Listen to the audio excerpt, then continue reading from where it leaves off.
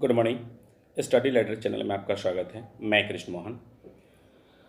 आज हम test paper लेकर आए हैं जिसमें क्वेश्चन ऑफ नंबर्स 10 हैं, कट ऑफ 8 रखा गया है। ये जो प्रश्न का संग्रह है ये आने वाले एग्ज़ाम पे आधारित है, जैसे BPSC, ESI, SI, BSSC mains, railway, SSC इत्यादि। चले प्रश्न की ओर चलते हैं। प्रथम प्रश्न है, अलेक्जेंडर द ग्रेट के नाम से प्रसिद्ध सिकंदर भारत में कितने महीने रहा? ऑप्शन ए 19 महीना, ऑप्शन बी 20 महीना, ऑप्शन सी 21 महीना, ऑप्शन डी 22 महीना। आप अपने उत्तर का चुनाव वीडियो को पॉज करके करें। इस प्रश्न का उत्तर है option A. Option A, Alexander the great के नाम से प्रसिद्ध सिकंदर भारत में कुल 19 महीने रहा था।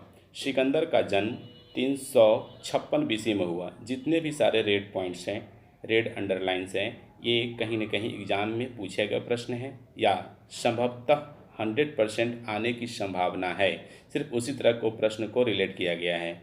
चलिए वीडियो को आप पूरा देखें। चलिए हम शुरुआत करते हैं कुछ इंपॉर्टेंट फैक्ट्स की ओर। जो फर्स्ट है, सिकंदर का जन्म 356 बीसी में हुआ। सिकंदर की सेना ने पोरस नदी को पार करने से इनकार कर दिया था। सिकंदर को पंजाब के शासक पोरस के साथ युद्ध करना पड़ा था, जिसे हाइडेस्पिस के युद्ध के नाम से भी जाना जाता है। सिकंदर ने भारत का विजय अभियान 356 बीसी में शुरू किया था। सिकंदर का मृत्यु 323 ईसा पूर्व में बेबीलोन में हुई, जो फारस में है। चलिए नेक्स्ट प्रश्न की ओर चलते हैं। नेक्स्ट प्रश्न है, निम्नलिखित में से किसने अल्बुकर्क ने गोवा को प्राप्त किया?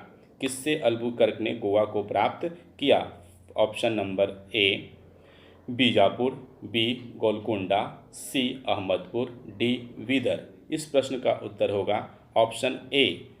ऑप्शन ए। चलिए इसके फैक्ट्स को देखते हैं।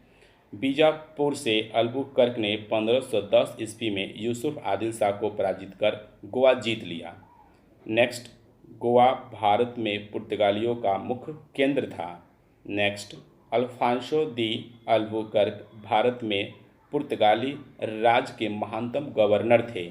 नेक्स्ट, विजयनगर के विरुद्ध बने दक्षिण राज्यों के संघ में शामिल था। बीजापुर, अहमदपुर, गोलकुंडा एवं बीदर।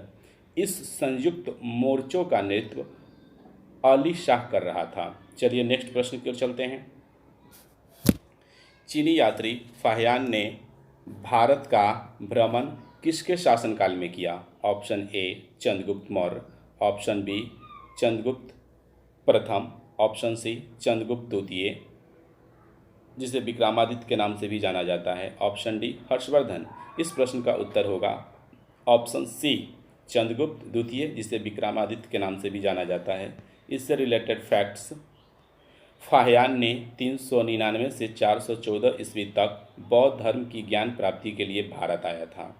फाहियान ने चंद्रगुप्त मौर्य का राजप्रसाद देखकर अचंभित होकर कहा कि देवदूत या राक्षस द्वारा निर्माण किया होगा। नेक्स्ट, फाहियान ने भारत के संबंध में लिखा है कि चंद्रगुप्त द्वितीय का प्रभाव संपूर्ण मध्य प्रदेश तथा असम पर भी उसका नियंत्रण था। नेक्स्ट, गुप्त काल में भगवान सूर्य की उपासना हिंदू धर्म का एक महत्वपूर्ण हिस्सा बन गई। चलिए अब हम अगले प्रश्न की ओर चलते हैं। किस तिथि को सूर्य की किरण विषुवत रेखा पर लंबवत पड़ती है? ऑप्शन ए 23 दिसंबर, ऑप्शन बी 21 मार्च, ऑप्शन सी वर्ष भर, ऑप्शन डी 21 मार्च तथा 23 दिसंबर। इस प्रश्न का उत्तर होगा आंसर डी। चलिए अब इसके कुछ फैक्ट्स को जो इससे रिलेटेड है उसे जान लेते हैं। फर्स्ट, 21 मार्च तथा 23 दिसंबर को दिन रात की अवधि सभी जगह बराबर होती है।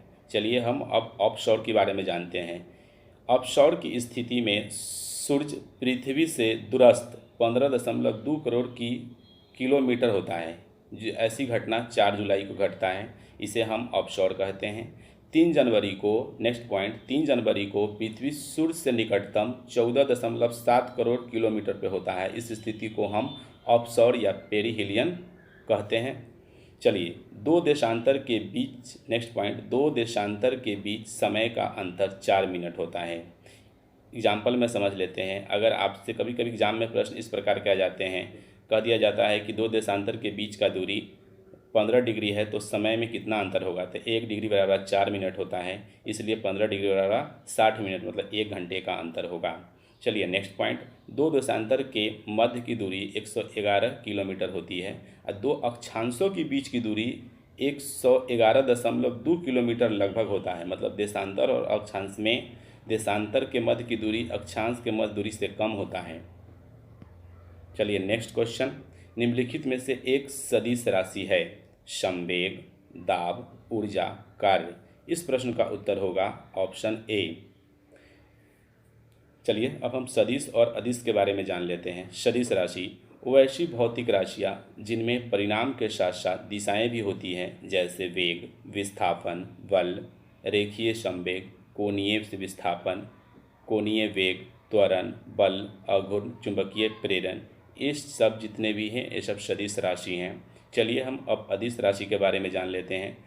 अदिश राशि वैसी भौतिक राशियाँ जिनमें केवल परिणाम होता है, जैसे द्रव्यमान, घनत्व, तापमान, विद्युत धारा, समय, चाल, आयतन, कार्य इत्यादि। चलिए अगले प्रश्न की ओर चलते हैं। स्तनपायी जीवों में निषेचन गर्भाधान कहाँ होता है? अंडाशय, डिंबवाहिनी नली, गर्भाशय, भुजवाहिनी। इस प्रश्न का उत्तर होगा ऑप्शन बी, डिंबवाहिनी नली। चलिए इससे रिलेटेड फैक्ट्स को देखते हैं। फर्स्ट, नर एवं मादा युग्म के मेल को निषेचन कहते हैं। नेक्स्ट, निषेचन के बाद ओवरी से फल का निर्माण होता है। चलिए अगला प्रश्न, एक मनुष्य का तापक्रम 60 डिग्री सेल्सियस है तो इसका तापक्रम फ़ारेनहाइट में क्या होगा? 98 degree Fahrenheit, 120 degree Fahrenheit, 130 degree Fahrenheit, 140 degree Fahrenheit. इस प्रश्न का उत्तर होगा 140 डिग्री फ़ारेनहाइट। चलिए हम इसके उत्तर को समझते हैं कैसे होता है। कुछ रूल्स हैं सेल्सियस से फ़ारेनहाइट में बदलने का। C/5 = F - 32/9। सेल्सियस में कितना दिया गया है? 60 बटे क्या होगा 5 = F - 32/9, सॉरी C 32/9। चलिए अब 6, वहाँ एक स्टार गलती से लग गया है। अब 6 को हम क्या करेंगे, 60 को हम क्या करेंगे 5 से डिवाइड करेंगे तो 12 टाइम्स कट जाएगा, तो इसलिए 12 = F - 32/9। 12 9 108 = 32 F - 32। जब हम साइड चेंज करेंगे तो 108 में क्या -32 इधर आएगा तो क्या प्लस हो जाएगा, तो ऐड करेंगे तो फ़ारेनहाइट कितना आएगा आंसर 140 डिग्री। आप इसे कैलकुलेशन खुद करें, अच्छे से समझ में आएगा। चलिए हम अगले प्रश्न की ओर चलते हैं। निम्नलिखित में से किस पर्वतमाला को सह्याद्री के नाम से भी जाना जाता है? सतपुरा, अरावली, पश्चिमी घाट, पूर्वी घाट। इस प्रश्न का जो उत्तर होगा ऑप्शन सी। ऑप्शन सी, पश्चिमी और पूर्वी घाट के मिलन बिंदु पर नीलगिरी पहाड़ी स्थित है। सह्याद्री की सबसे ऊंची चोटी कलसुबाई है। चलिए अगला प्रश्न, प्रश्न नंबर 9, सूची 1 को सूची 2 से मिलान करें। चलिए कुछ जैसे युगांतर का संबंध किससे है, नौजवान का संबंध किससे है, भारतीय उदार समिति का संबंध किससे है, दलित उदार सभा का संबंध किससे है। और सूची 2 है भगत सिंह, दादा भाई नौरोजी, बद्रीनाथ घोष, स्वामी श्रद्धानंद। इस प्रश्न का उत्तर होगा ऑप्शन सी। ऑप्शन सी देखेंगे ए का 3, ऑप्शन सी में ए का क्या है, ए का सी में 3 मतलब युगांतर का संबंध बद्रीनाथ से, बी का 1 नौजवान का संबंध भगत सिंह से, सी का 2 भारतीय उदार समिति का संबंध दादा भाई नौरोजी से, दलित उदार सभा डी का संबंध 4 से स्वामी श्रद्धानंद। चलिए इसके बाद हम लोग अगला प्रश्न और लास्ट प्रश्न को देखते हैं।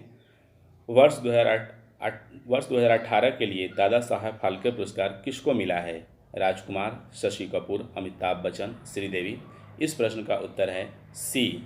दादा साहब फाल्के अवार्ड अमिताभ बच्चन को दिया गया है, जो 50वां दादा साहब फाल्के पुरस्कार था। 1969 में भारत सरकार द्वारा यह पुरस्कार देविका रानी को प्रथम बार दिया गया था। चलिए आज के लिए इतना ही। Thanks for watching. Thank you.